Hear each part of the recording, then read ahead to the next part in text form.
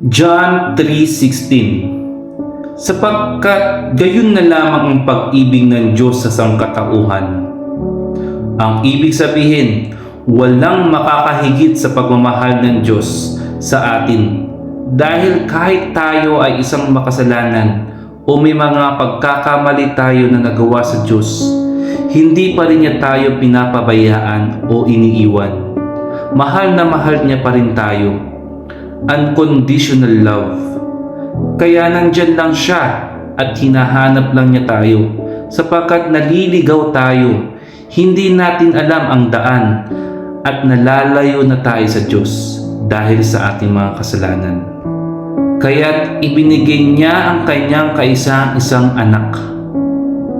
Ang ibig sabihin, sa pamamagitan ng kanyang kaisa-isang anak na si Jesus Christ, makikita na natin ang tamang daan at malalaman na din natin ang katotohanan at ang buhay upang hindi na tayo maligaw o mapalayo sa Diyos. Upang ang sino mang sumampalataya sa Kanya ay hindi mapahamak. Ang ibig sabihin, matatagpuan na din natin ang kaligtasan ng ating buhay sa pamamagitan ng ating pananampalataya sa Panginoong Hesukristo. At may iwasan na din natin ang kaparusahan at kamatayan.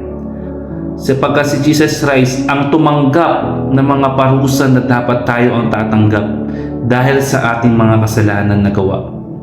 Namatay siya para sa iyo, para sa akin, para sa ating lahat. Kundi magkaroon ng buhay na walang hanggan. Ang ibig sabihin, dahil sa ating pananampalataya sa Panginoong Hesukristo, magkakaroon na tayo ng buhay na walang hanggan.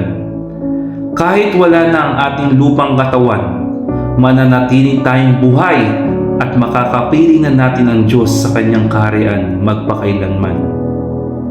John 3:16. Sapagkat gayon na lamang ang pag-ibig ng Diyos sa sangkatauhan, kaya't ibinigay niya ang kanyang kaisa-isang anak upang ang sino mang sumampalataya sa Kanya ay hindi mapahamak kundi magkaroon ng buhay na walang hanggan.